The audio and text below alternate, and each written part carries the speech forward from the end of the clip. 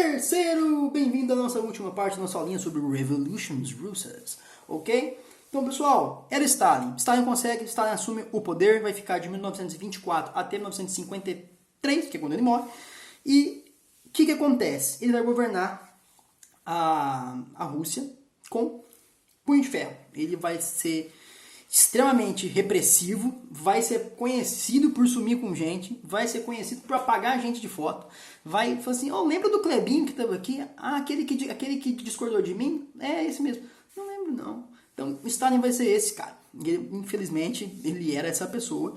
Então, com essa postura dele sendo declaradamente repressivo pra caramba, a democracia que no momento apareceu na forma de um proletariado no poder vai dar um lugar para uma burocratização do regime.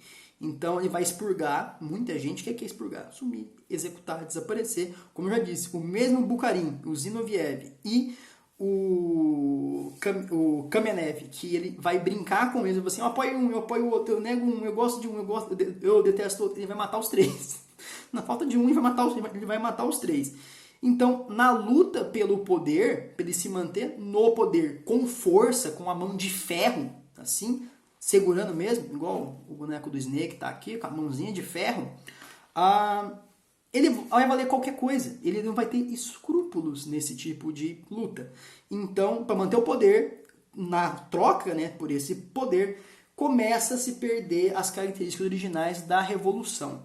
Duzinho, eu já vi uma revolução lá atrás perder características também, conforme acontece uma disputa por poder. A Revolução Francesa aconteceu isso? Houve um desaparecimento dos ideais originais da Revolução Francesa? Sim. Aqui com Stalin, dando lugar para a interpretação do stalinismo, a vertente stalinista de Rússia, sim, de fato, se perde muito do ideal original revolucionário. Tenham isso em mente, ok?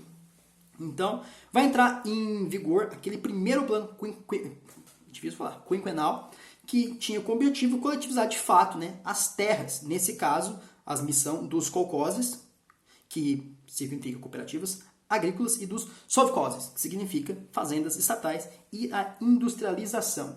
Isso inteiro, tudo que eu acabei de dizer, ia ser coletivizado. É uma das medidas dele. Os kulaks, que eram os camponeses que haviam enriquecido, né, com a NEP, vão reagir a esse processo de coletivização, que é a mesma reação lá. Esse negócio de chegar, apropriar de todos os meios de produção, ceder a colheita para o Estado, isso vai continuar não sendo bem visto. Então, quando acontece a coletivização de fato dessas terras e desses meios de produção, veja, as cooperativas agrícolas e as fazendas estatais, esse pessoal que tinha enriquecido, esses camponeses, vão reagir matando animais dessas fazendas e destruindo as benfeitorias em suas propriedades. Então, essa foi uma reação muito forte em relação ao poder soviético. E como é que vai ser o processo de desculaquização, que vai tirar esses kulaks, esses camponeses que estavam ricos, com repressão. Guess what? Então, esse que é um problema. Isso vai ser a marca do governo Stalin, gente, da era Stalin, esse tipo de repressão. Só que após a morte de Stalin, quem assume é um carinha chamado Nikita Khrushchev, que vai procurar aí revelar, né, os erros da chamada era Stalin. E o Khrushchev, ele vai cair com essa política de criticar governos anteriores ao dele, deste universo russo, ele vai cair nas graças dos Estados Unidos. Inclusive, o nosso amigo John F. Kennedy, né, um popular presidente estadunidense, vai ter uma relação ok com o Khrushchev. Ele apoia o Khrushchev para mais ou para menos. Ele é a favor do governo do Khrushchev, mesmo no auge da Guerra Fria. Mesmo no auge dessa divisão que a Guerra Fria assumindo as proporções que ela vai ter até o final do seu invisível, muitas vezes nem tão invisível e nem tão indireto assim, vai cair nas graças devido a essa postura. Então, o Khrushchev vai ser, inclusive, criticado muitas vezes, vai dizer que ele vai estar cedendo, que ele vai estar virando capitalista, que ele vai estar negociando com capitalistas pela essa política dele de crítica a alguns governos russos prévios ao dele. Essa crítica alguns processos que a Rússia tomou e levou até ele chegar no poder novamente, Nikita Khrushchev, it's his name. Então, o que acontece, gente? Durante a Guerra Fria, especificamente, né, um pesquisador chamado de Robert Conquest, ele vai ter acesso a diversos tipos de possibilidades, né, de manipulação de dados oficiais que vão estar relacionados a prisioneiros mortos nas gulags. Que são gulags, gente? Administração Geral dos Campos de Trabalho Correcional e Colônia. Gente, gulag era um tipo de prisão de trabalho forçado. Então, esse Robert Conquest, ele vai ter a oportunidade de manipular os dados das fontes né, que ele conseguiu e vai exagerar os números de prisioneiros e mortos. Então, quando fala que, nossa, vocês não sabem, mas a Rússia matou mais de 3 trilhões de gente em Gulag, não sei o que lá, esses dados que as pessoas geralmente citam são dados manipulados aqui durante a Guerra Fria, por esse cara que tem nome e endereço, Robert Conquest, que ele vai ter acesso, esse pesquisador vai ter acesso a essa possibilidade aí. Então, ele vai apresentar esses dados exagerados, vai chocar o mundo, né, os crimes que o socialismo estava cometendo. Pera aí, pausa. Duzinho. Então ninguém era preso e todo mundo estava bem lá. Não, gente. Morreu gente pra caramba mesmo. E muita gente foi forçada a trabalhar com quantidade de prisioneiros gigante. E quem que muitas vezes ia pra Gulag, gente? Prisioneiro político, adversário, pessoa que me criticava e apareceu lá na Gulag. Então tava lá. Então aconteceu isso, Duzinho? Aconteceu. A única ressalva que eu estou fazendo é que os números foram exagerados. Não estou dizendo que não aconteceu. Aconteceu muito. Gente morrendo e gente sendo mandada para essas gulags. Aconteceu demais. Nos números exagerados que o Robert Conquest vai divulgar? Não. Como você sabe disso, Duzinho? Fontes. Temos fontes que têm números mais reais e até dentro do Robert Conquest dá para ver os números que foram manipulados. Hoje nós temos essa informação dos números que ele pegou e os números que foram manipulados. Posso procurar isso com mais detalhes para vocês. E após anos, houve uma abertura de arquivos da antiga União Soviética, onde conseguimos ter acesso aí, os pesquisadores dessa vez comprometidos, né, e livres de uma intenção ideológica clara de manipular dados e essas coisas, livres disso, eles vão estar revelando, né, toda a repressão que aconteceu durante o governo, não só no governo de Stalin, mas em si, durante esse momento da Rússia socialista, só que com ressalvas, fazendo que o escala que nós descobrimos agora após a abertura de arquivos da União Soviética, a escala é muito menor do que se foi relatado lá durante a Guerra Fria por pesquisadores ocidentais como Robert Conquest. Então, quer dizer que a repressão não existiu, Duzinho? Não, a repressão existiu. Se eu estou falando que o cara punha gente para brigar, depois matava os 3, e depois sumia com gente de foto, a repressão existiu. Só que a escala e os números que foram vendidos no Ocidente, dos crimes que foram cometidos, eram desproporcionais, eram maiores, né, manipulados do que os números reais, sendo numa escala muito menor do que se imaginava.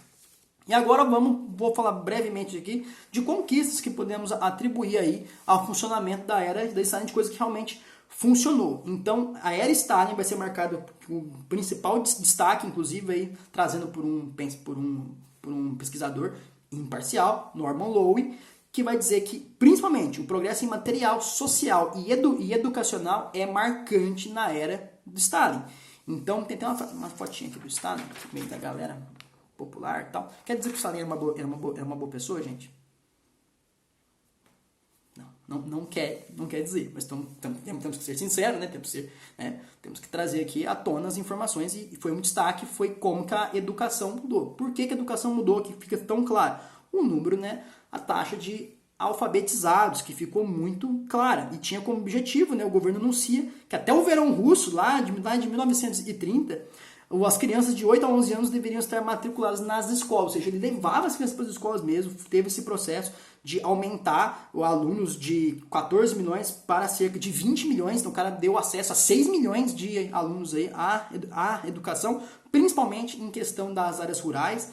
Então houve um destaque real aí na parte da educação, que nunca é atribuído ao Stalin, ninguém nunca se lembra disso, mas foi durante a era Stalin que isso aconteceu, e foi um combate muito grande a essa era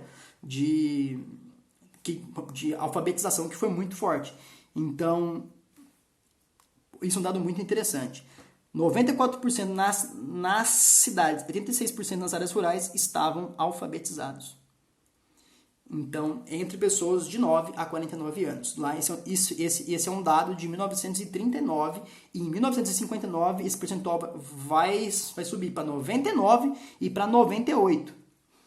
Então, a taxa de alfabetização, a educação realmente foi um ponto relevante da era Stalin. Um outro ponto que realmente foi deturpado durante anos essa informação, nós aprendemos na história que tudo é uma questão de contexto e a ação de uma pessoa geralmente não é o determinante para levar que uma série de fatores criem uma crise de fome, por exemplo, tão grande. Quando a gente fala, o que causou a queda de Roma? Diversas coisas. A invasão as invasões que começou a sofrer, foi apenas uma delas. Invadindo um lugar que já estava desmanchando de dentro para fora. Então, o mesmo vale para a questão da fome, que assolou, né, principalmente a Ucrânia, que vai ser atribuída ao governo de Stalin. Na verdade, diversos pontos colaboraram para que isso acontecesse, mas tudo foi dito que era culpa do socialismo. Enquanto que na verdade, nós temos que tinha toda uma reorganização dessa agricultura, falta de experiência, e uma improvisação e a confusão, né, em como trabalhar